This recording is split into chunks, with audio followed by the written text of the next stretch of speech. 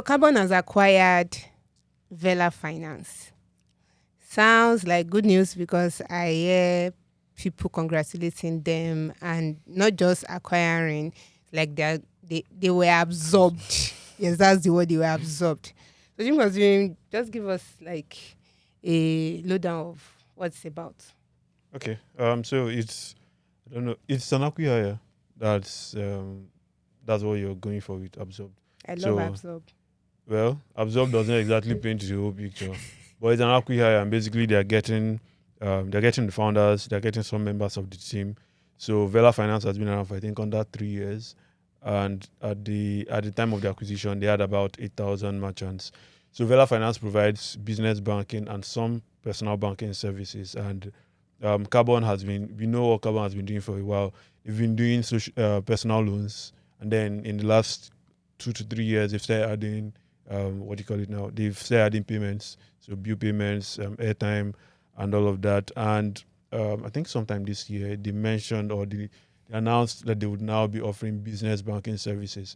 So basically, we'll probably touch on that, but basically, Carbon wants to expand their business banking ambitions, and then they're saying that Vella Finance's experience and the technology they've built, the experience they've gotten would be very integral to doing that. So right now, they're absorbing all of Vella Finance's 8,000 business customers. Individuals would also have their accounts migrated in the process. But yeah, that's like the roundup of what has happened. Yeah, sounds like good news. Is it? Well, it depends. Depends on who you're asking. Okay. Yeah, it depends on who you're asking. But I mean, generally, it looks like good news. So I don't know exactly the details because it hasn't been disclosed. We don't know how much this involved. The founders, both on Carbon's end and Vella Finance's end, they seem happy with the deal. So I'm guessing it's good news. Okay. The only question now remains: we would like to know the details that like everything that went down behind the scenes. So maybe I guess it's good news. Okay, so during the conversation that has always come up during this time where companies are struggling to survive is one of the ways companies can survive is either selling their assets, laying off, merging, acquisitions and all. So I don't know if you can take a guess what's behind this acquisition, because is it just like a relationship thing, right? Carbon could have gone on and just built Carbon's business. Who built a business this thing merchant recently? Was it Money Point as a business Business banking, yes. business banking? I think another fintech. Block, I think Block has. There are quite a few. Yes, Brass so does. they could have gone ahead to just build it. You get it, because they said they've been in the process. So I'm trying to understand what is behind this. Is it just the relationship or something was going on with Vella Finance? Okay, so you have two options if you want to expand your capabilities. You either build from scratch, Okay. or you buy. Okay. And there's no one size fits all. It's probably you looking at okay, if I build from scratch, I would not have it from day one. It's probably going to take a few months, maybe a few years. There'll be experimentations, there'll be some failures along the way. So if I buy, on the other hand, I'm getting a team that has been doing this thing for quite some time. We are hitting the ground running, in the words of our president, hitting the ground running from day one, right? And that is something that could be attractive for anybody who is doing an acquisition, right? So every business, I'm already using the word relationship, but you get the point. Like every business transaction is kind of driven by some relationship. You are not going to acquire the company and a founder that you hate. It might be to kill but competition. you would not do an acquihire because you hate True, the founders. This is not succession where you make some very irrational moves. But yeah, the relationship definitely plays a part. Both founders say they've known each other for some time, and that means they understand how they work. They kind of are aligned on the vision, And I think something to point out is Carbon says we've been doing business loans for a while, but not at the standard that we want, right? And they believe that some of the capabilities that Vella Finance has built, especially around artificial intelligence, can help them with doing that. I don't know if you would have like questions on what specific capabilities I'm referring to. Yeah. Okay. So basically, Vella Finance has been using artificial intelligence. I know that you may sneaker because when you hear I was like, okay, intelligence. spice it. But they say they've been doing that for a while. And basically what it does now, or what it would do for Carbon customers, is they can get their transactions can be analyzed by artificial intelligence, and they can draw insights from it. So you may be making a lot of payments, or a lot of money may be passing through your account, but you don't have visibility on it. You don't really know what's happening. I mean, you have the high level overview, but you don't really know the insights. So could you be saving costs some way? Could you be cutting costs in some way? So I think this is what AI would help with. At least that's what they say they will be starting with. But of course, there are a lot of other applications in business banking that they may want to explore in the future. Yeah, I'm wishing them well. Because Amari is in the house, in the building, I like to understand like the before we talk about other things, I would like to understand the legal ramifications around, because I'm a startup lawyer now. So the legal ramification around acquirers. So it's deep. But you first of all have to look at what the initial structure for Vella Finance was, and if it allows for that level of acquisition and all that, right? But when it comes to acquisition, it's some boardroom work, back and forth, depending on what the type of acquisition is. What you see in the media is not what it is back end. It's a lot that happens, right? What level of acquisition is it? Complete acquisition? Is it majority shareholding?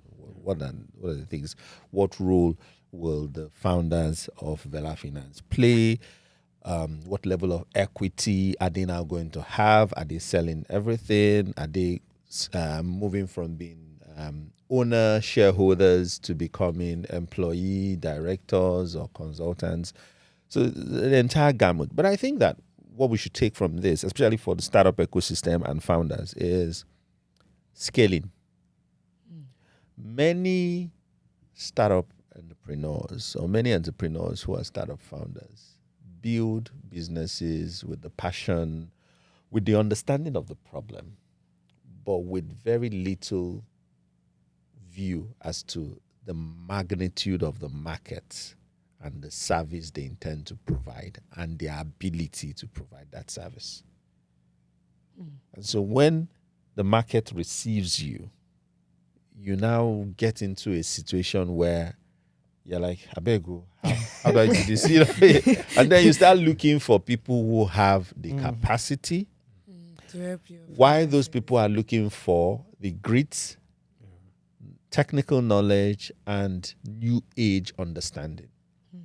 So it's a convenient marriage, right? If you look at Carbon, right, you look at the people who have been, those guys have been in banking since they were babies, right? Their parents are veteran bankers. They've grown into an environment where, it's a norm. I'm sure, I said to one of them, I said, I'm sure you guys discuss banking at dinner. He just laughed, right? But, those years have been actively in banking, right? Through time, and understand the power of pivoting. That's one thing they've always done, right? Diamond Bank. I trade. At the time when you realize that, pivot. But the lesson to learn here is, as you build, one of the things you should start envisaging is your future.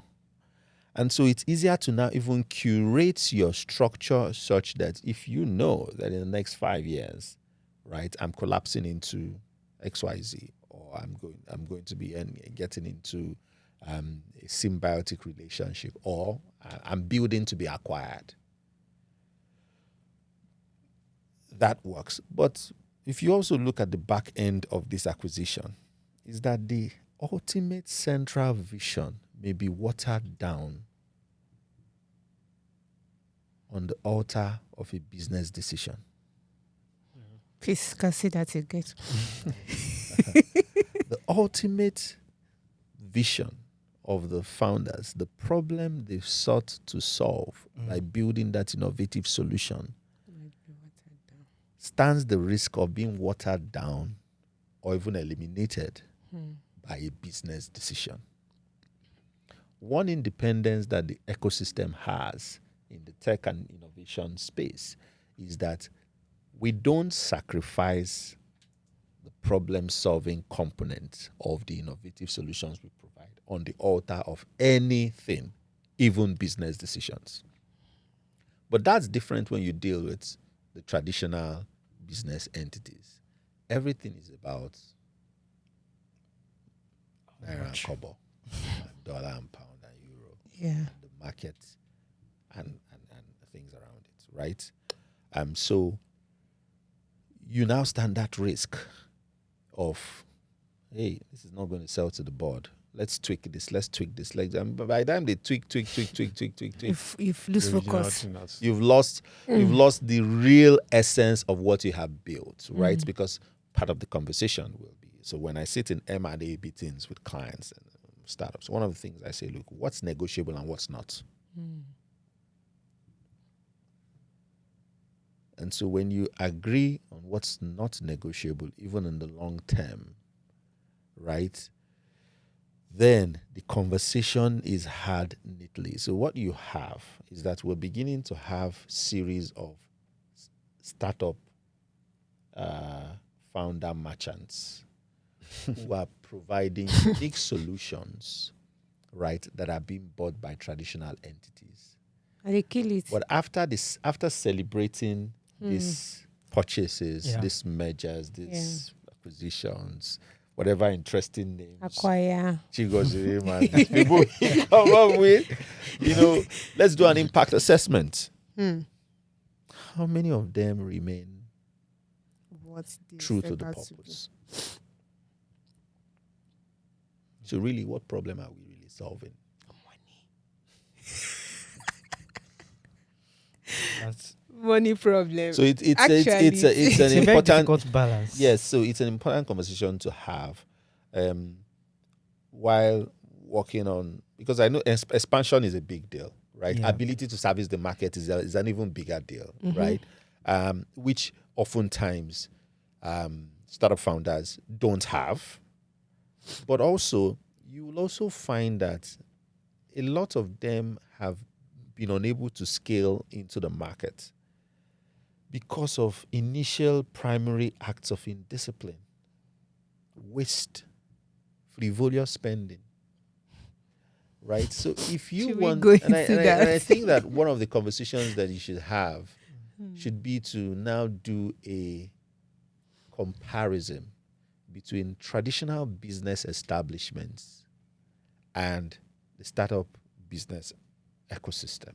I think that's a conversation I would like every opportunity I get, I try to compare what goes on. in Compare, those for two instance, how Koshcharis built the Koshcharis brand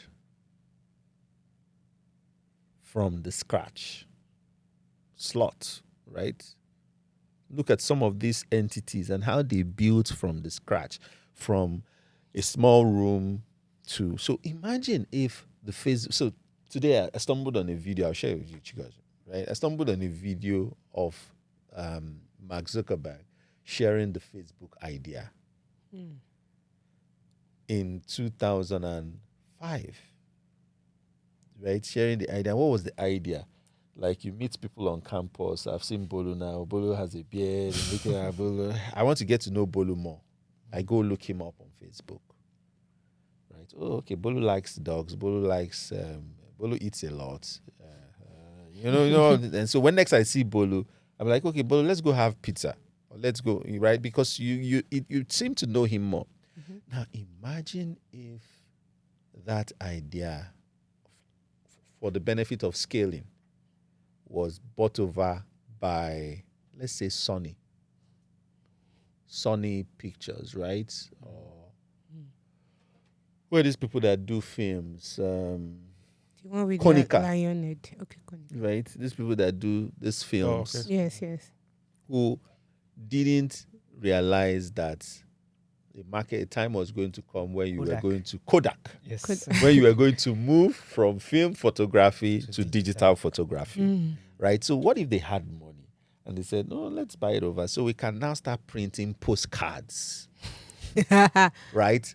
Let's start producing postcards, right? So what now happens is if I find Bolu, I can now, make a postcard, right, and send to Bolu, or it becomes. I can't imagine. So what they are trying to do is modernize their market idea. That would have killed the Facebook vision. So, I think startups don't make these decisions lightly. Hopefully. Hopefully. Hopefully. So you would know that sitting here, anything I have the advantage of is that I have spoken to tons and tons of startup founders. Yeah. And many of them build businesses so that somebody can acquire them. So I say to them oftentimes, are you solving a problem or are you positioning yourself for a purchase? And it's good to define it from the beginning So so that you know where it's you're going. So if you say, look, I want to build a unique solution that I can sell to XYZ, right? That's fine. Work towards it, yes. I want to solve a problem for the larger good of the society. That's fine. Especially, you see this fintech space, right? I mean, I actually think it makes perfect sense for you to build a fintech for acquisition right now. It makes perfect sense. Like, So- it's a perfect business decision. Yeah. So let me tell you, if you look at the traditional financial institutions, one of the things that you see is that they lack innovation. Ouch. They understand the market, and they are only innovating around market expansion, To be safe. right? The value add they are bringing are how to make it easier for Bolu to bring out money from his pocket to give them, right? So you hardly see the traditional That's the financial simplest. institutions providing solutions that make your life easier. They make your spending or your saving or your whatever easier because it's aligned to their market philosophy and it's all about profit. But then you have a piggy vest that is incentivizing the saving culture to help you save more, make some money, give you a sense of ownership and accountability. Oh, well, I'm doing advance for this. But Right, then I guess. you're able to balance the value add. A semi-profit. Do you understand me? So for them, they're identifying your problem, they are solving your problem, and then they're making some profit from it. A bank or a traditional financial institution is looking to increase its customer base, to expand its market, and to make money in the process. And so whatever value add they claim to bring is centered around what their objective is. So if you're building for them, that's okay. But if you're building for people and they buy you over, best believe that they will water down that value add you intend to give the people, which is your predominant selling point. Yeah. We've got to now train and create a crop of leaders in the ecosystem who are willing to go the long haul. Seek financing if you need to seek financing, right? Stay small longer because you have financial challenges for Be a expansion. camel. And then continue to grow. All these buyouts, sellouts, you guys have the data, right? So go and look at all these guys that have been bought out. It depends. Okay, so I think what you can just leave the founders with is define your intention from the start. Yeah. Right? There's no judgment here. Just stick with what you've decided. If you say it is for the better good of the community, don't go another 3 years and say, I'm tired, I want to make money now. Or we need to expand. We need to expand And and then there's no money. someone Yes, needs and to so buy you out. you get. And So all that. just have a vision and stick to it. Thank you very much, Omari. That was Very insightful. But that does not mean let's not be too hard. That does not mean that there are also no genuine collaborations and acquisitions, Yeah, right? there Carbon, I will even say, is a startup, right? Both of them, maybe just from two ends of the stick, right? So this is not speaking directly to this transaction, but speaking generically to what is happening. And yes, there may be need for, they say two heads are better than one. I say Yeah. two good heads, or two bad heads can be some currency. You know how many heads? But Whoa. but oftentimes collaborations.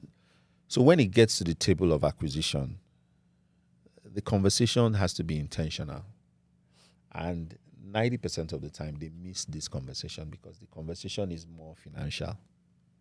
What am I getting for what I have built through time? This is what I have. So it's always a money decision. And we, Nifemi, Bolu, Chimgoziri, are not really in the mix when it gets to that table. It's about naira, kobo, dollars. interests, benefits, sit on the board, shareholder rights, and XYZ. And so that objective that led Bolu to build that Ewagoy app. It's Idea. Startup idea. Did yeah. Somebody already. It's really not a key consideration for anybody on the table. Yes, it's a great idea. I want to propel it. I want to leverage on it. But so what happens is that when you buy, oftentimes the buyer now with ownership balkanizes, dissects to pick what he needs and discards what he doesn't need. And oftentimes, sometimes they will discard the main thing. That's in the pain. I swear. The game Yes. is the game. Okay, so make the right decisions when it comes to collaboration. To listen to the full episode of this podcast, go to podcast.techpoint.africa or click the link in bio, or just click the link shown on your screen right now. You can find the full episode on Google Podcast, Apple Podcast, Spotify, iHeartRadio, or anywhere else you get your podcast.